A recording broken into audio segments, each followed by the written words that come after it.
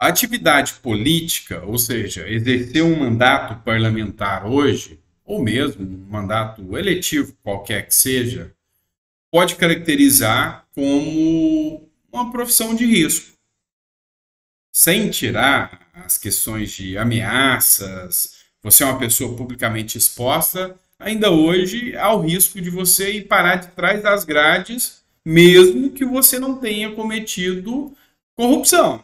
Ou seja, hoje, a depender do que você expõe na sua linha de pensamento, se isso for caracterizado como crime, se algum tribunal entender isso como crime, você vai parar por detrás das grades, mesmo que você tenha imunidade parlamentar. Agora, voltando ao aspecto anterior, que são as ameaças, inclusive, que atentam contra a vida de políticos, isso é algo que atinge direita e esquerda também. Ambas, com toda certeza, há ameaças que acontecem. E aqui nós vamos falar desse caso citando dois parlamentares. O que eles têm em comum são senadores. O que mais? São do Espírito Santo. E, por fim, são antagônicos na política. Fabiano Contarato é do PT, esse é a esquerda, e do outro lado, o senador Marcos Duval, da direita, que era do Podemos, né? É do partido Podemos, mas está afastado. Ambos foram ameaçados de morte e a gente vai expor um pouquinho disso aqui. A gente vai tentar falar de várias outras pautas também nesse editorial. Então seja muito bem-vindo, é sempre um prazer estar aqui com você. Esquece não, dá um like pra gente, dá força pro canal, curte, compartilha, que isso é muito importante. Bora começar de matéria? Vamos lá? Pois é, Marcos Duval anda sumido, né? Muita gente me perguntando, e afinal, onde está o Marcos Duval? Onde está o senador Marcos Duval? Olha só, ele volta aos noticiários aqui, numa matéria da revista O Antagonista e Cruzoé. Marcos Duval e Contarato são ameaçados de morte. Polícia do Senado investiga o caso. Os dois parlamentares receberam um e-mail de um destinatário que se identificou como Capixaba Raiz, com xingamentos e ameaças. A Polícia Legislativa do Senado instaurou um inquérito para investigar ameaças de morte recebida pelos senadores Marcos Duval, Podemos, e Fabiano Contarato, líder da sigla na casa, que é do PT, né?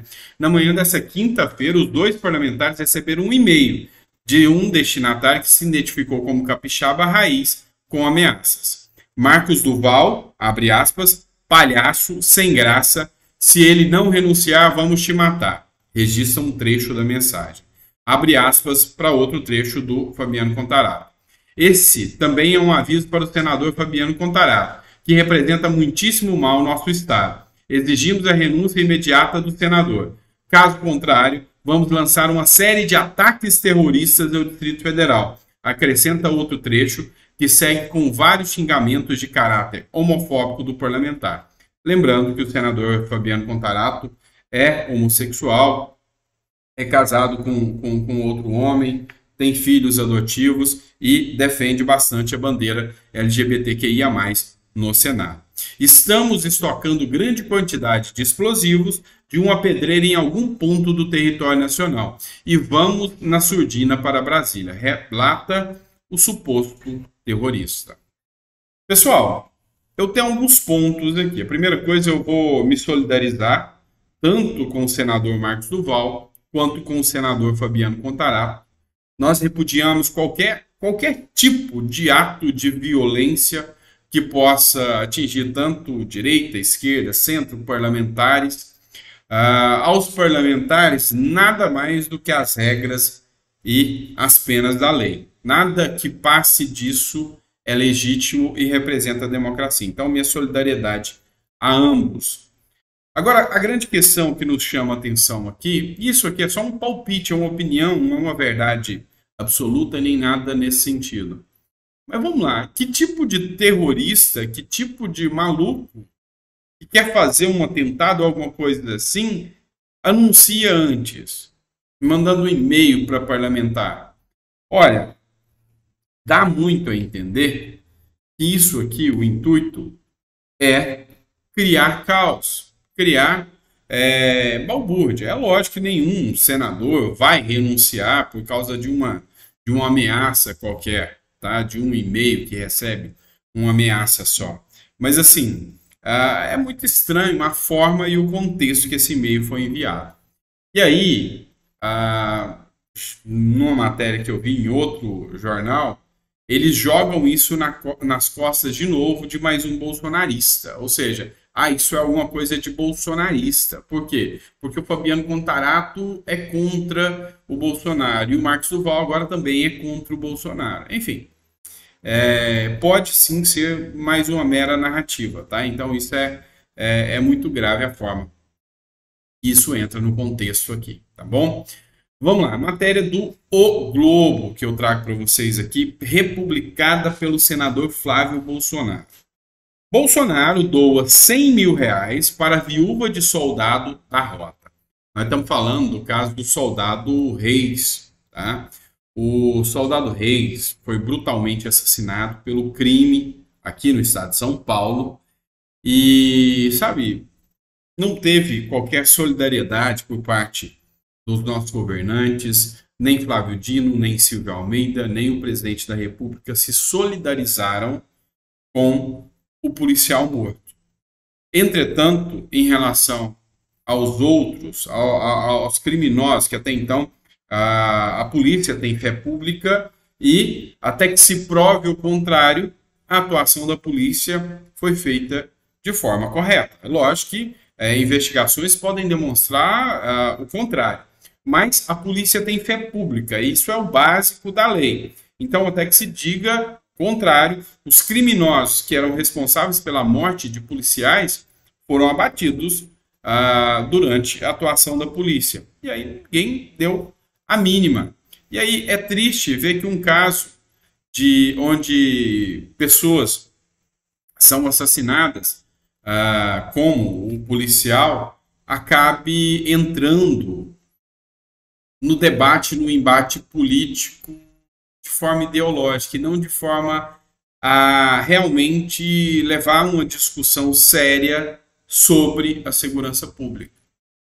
Os jornais, a mídia, deplorável a forma que eles exploram isso tudo, tentando jogar, teve até jornalista que falou que a polícia não traz segurança pública, só causa terror.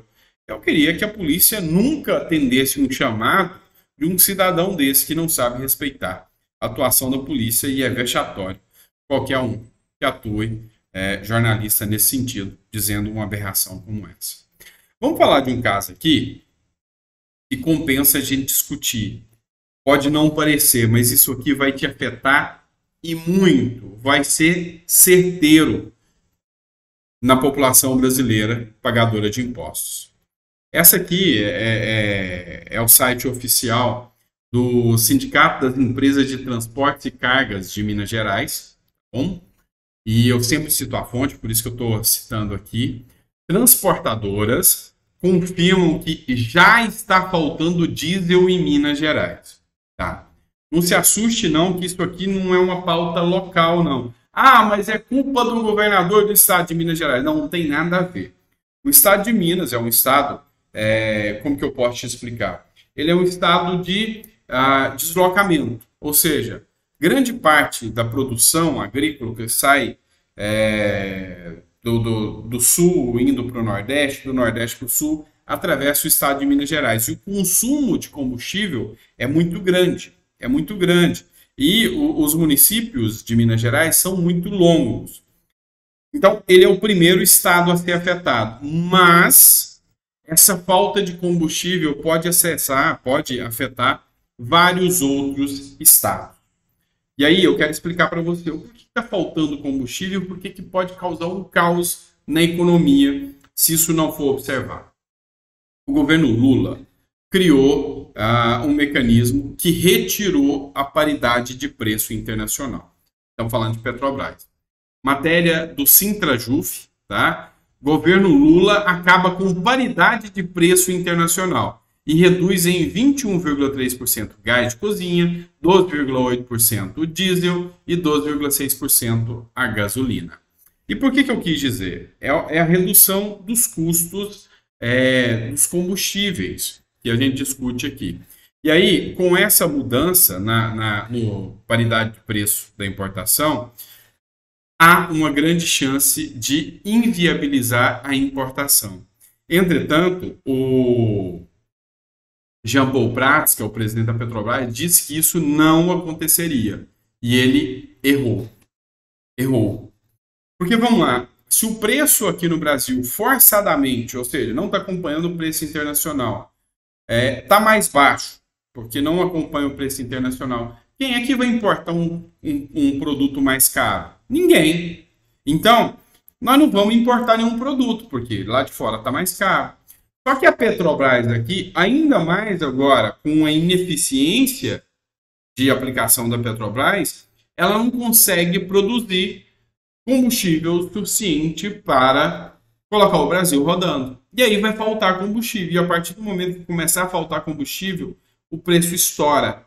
E aí, são 3 os caminhos, tá? Então, vai faltar combustível no Brasil inteiro? Sim, há a possibilidade de faltar combustível no Brasil inteiro. 3 são os caminhos. Primeiro, retomar a paridade de preço de importação. Assim, os importadores, se compram aqui de um preço ou lá fora do mesmo preço, vão continuar importando, e aí vai ter uma maior concorrência. Quem paga o pato disso é o brasileiro, que vai estar pagando mais caro um pouco no combustível, tá? Mas não vai faltar. Segundo, tem a possibilidade da Petrobras, da Petrobras mudar o mecanismo de produção e conseguir suprir toda a demanda interna. Difícil disso acontecer. Precisa de muita gestão e precisa de um controle maior. Então é difícil da Petrobras conseguir suprir a demanda interna. Terceira possibilidade seria subsídio, ou seja, então já que vai faltar, o que nós vamos fazer? Vamos criar subsídios, assim os importadores poderão fazer a importação, aí a gente abate imposto desse importador, e aí quase que o preço sai mais ou menos a mesma coisa. Só que aí, tendo o subsídio, tem um problema. Quem banca o subsídio é o pagador de impostos. Acaba saindo a conta para a gente vai pagar. Tá? Ou seja, a Petrobras perde, nós perdemos que vamos pagar mais caro porque vai ter aumento de subsídio, e no final das contas não resolve nada. Então, é grave o que está acontecendo em relação à Petrobras. Eu sei que é um assunto meio chatinho, mas a gente precisa discutir. E hoje a defasagem do diesel já está em 27,8%, 78%, com o dólar, apesar da queda do petróleo. E aí a gente entende que isso aqui vai ter um reflexo futuro rápido, vai escalonar a inflação, seja pela falta do produto, lei da oferta e da demanda. Se tem mais gente procurando e menos produto no mercado, o preço vai subir. Ou vai fazer um efeito rápido, espoleta, de aumento do preço de uma hora para outra. Ou seja, sem ser gradativo. E aí isso vai acabar ocasionando a inflação também, porque combustível é a base de todo o transporte, quase tudo que a gente transporta aqui no Brasil. Certo? É isso, pessoal. Eu sei que é um assunto meio chato, falar de economia, falar de combustível, mas é importante, tá? Então, começa a se programar aí, que pode ser que a gente tenha, enfim, falta de combustível em alguns postos aí, e isso aí pode dar uma repercussão muito negativa, tá bom? Grande abraço, pessoal, fica com Deus e até o próximo editorial.